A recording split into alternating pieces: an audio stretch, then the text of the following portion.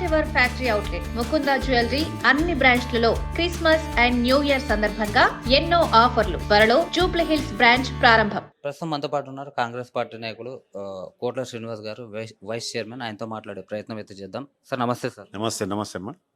అయితే నిన్న సభలో కేటీఆర్ గారు కొన్ని వ్యాఖ్యలు చేయడం జరిగింది సీఎం రేవంత్ రెడ్డి గారి పైన. సో దాన్ని ఎలా చూస్తారు మీరు?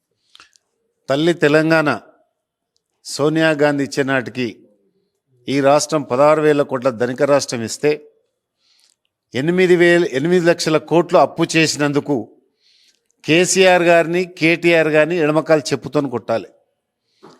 ఈ కార్ రేసింగ్లో అవినీతిమయమైన కేటీఆర్ను ఎడమకాలు చెప్పుతోని కొట్టాలి. కాళేశ్వరం 1,00,000 కోట్ల కుంభకోణం చేసి ఈరోజు విలాసవంతమైన జీవితాలు గడుపుతున్న కల్వకుంట్ల కుటుంబాన్ని 2 చెప్పులతో కొట్టినా తప్పు లేదని సందర్భంగా మనవి చేస్తా ఉన్నాను. అదేవిధంగా మరి గత ప్రభుత్వం రాష్ట్రాన్ని దివాల్కి తీసిన గత ప్రభుత్వంలోని పెద్దలందరినీ కూడా చెప్పుతోని కొట్టాలి, ఎడమకాలు చెప్పుతోటి. అదేవిధంగా నీళ్ళ ధ్వంసం చేసినందుకు చెప్పుతోని కొట్టాలి, నిధుల ధ్వంసం చేసినందుకు చెప్పుతోని కొట్టాలి.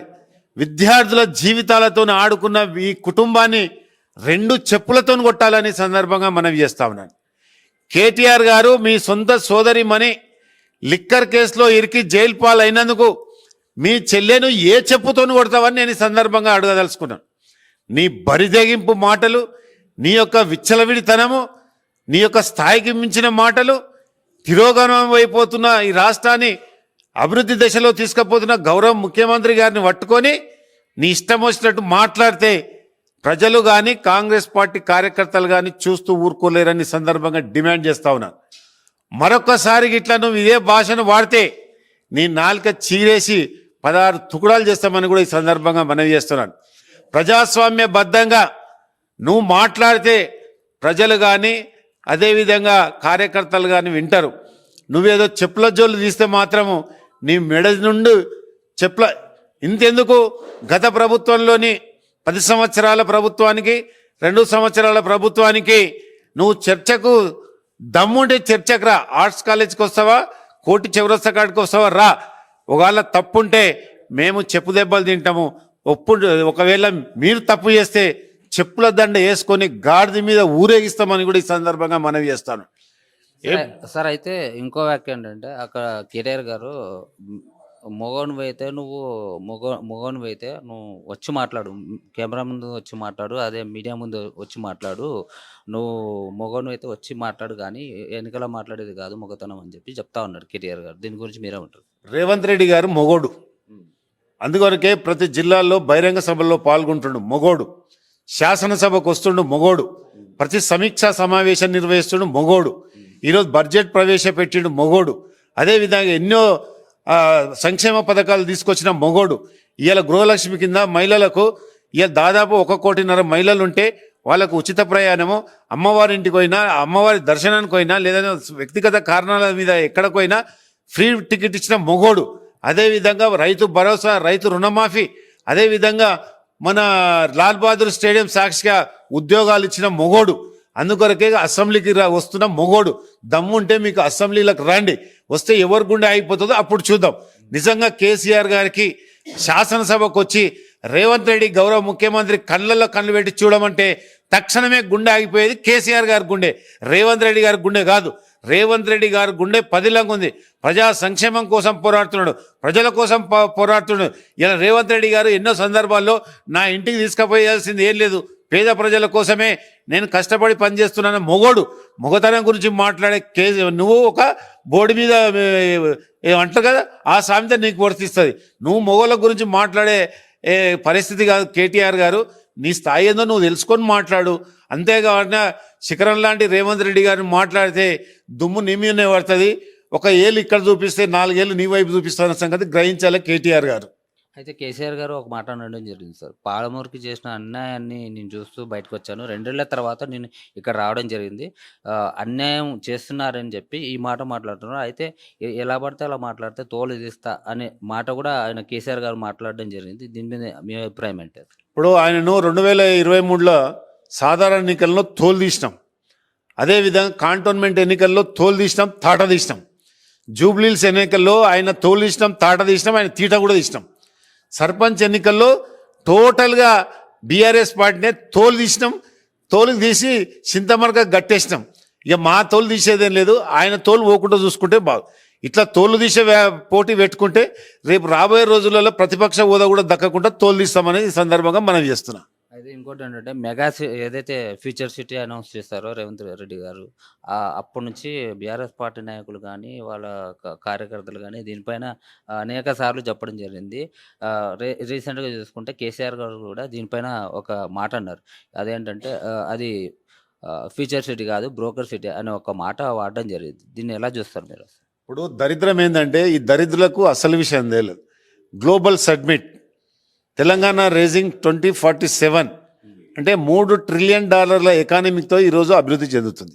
మీరు చూసిరు దాదాపు 5,000 ప్రజాప్రతినిధులు వచ్చారు, దాదాపు 500కు పైచిల్క కంపెనీలు వచ్చినాయి, దాదాపు కొన్ని కోట్ల రూపాయలు ఈరోజు ఫ్యూచర్ సిటీలో భాగమవుతారు.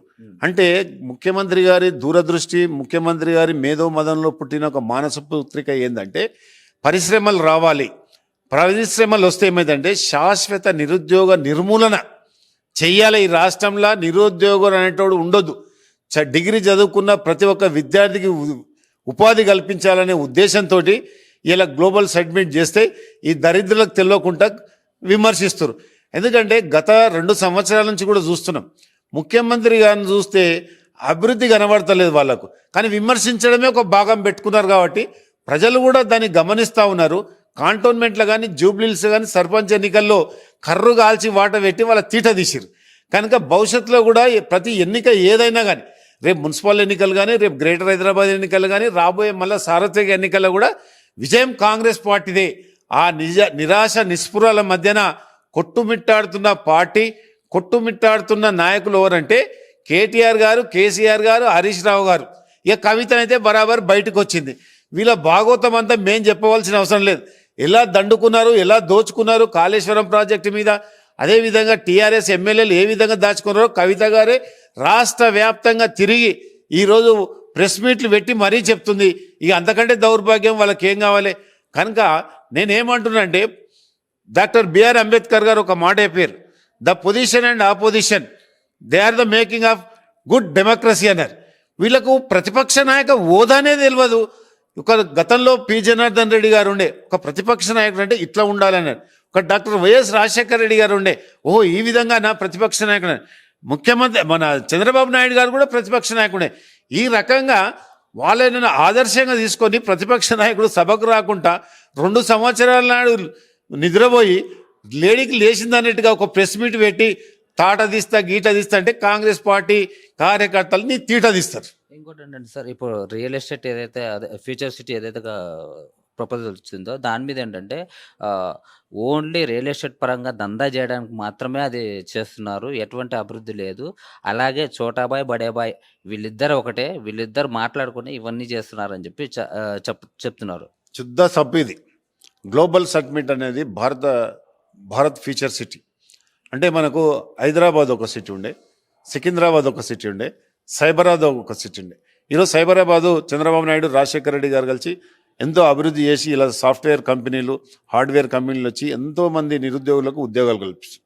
అవి సరిపోక భారత్ ఫ్యూచర్ సిటీలో ఎన్నో రంగాలలో పారిశ్రామికవేత్తలను పిలిపించి ఇక్కడ అన్ని రకాలుగా సాఫ్ట్వేర్, అదేవిధంగా గ్లోబల్ సిటీ, అదేవిధంగా ఒక స్పోర్ట్స్ హబ్గా మార్చాలని, క్రికెట్ హబ్గా మార్చాలని ఎన్నో రకాల ప్రయత్నాలు గౌరవ ముఖ్యమంత్రి గారు చేస్తున్నప్పుడు దాంట్లో నిరుద్యోగులు అనేవాళ్ళే ఉండొద్దు. ఈ రాష్ట్రంలో నిరుద్యోగులు అనేవాళ్ళు కనపడొద్దు.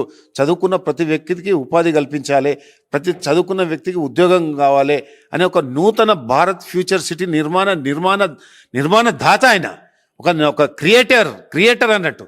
కనుక ఆయనను పట్టుకొని, ముఖ్యమంత్రి గారిని పట్టుకొని ఇష్టానుసారంగా మాట్లాడితే ఎక్కడ రియల్ ఎస్టేట్ దందా నడుస్తుందండి? ఎవరు రియల్ ఎస్టేట్ దందా చేసిరు? జన్వాడ ఫామ్ హౌస్లో ఎవరు రియల్ ఎస్టేట్ జరిగారు? మొయినాబాద్ ఫామ్ హౌస్లో ఎవరు రియల్ ఎస్టేట్ జరిగారు? అదేవిధంగా 150 ఎకరాల ఫామ్ హౌస్లో పండుకున్న కేసీఆర్ గారు ఎవరు రియల్ ఎస్టేట్ చేసిరండి? ముఖ్యమంత్రి గారు రియల్ ఎస్టేట్ చేయవలసిన అవసరం లేదు.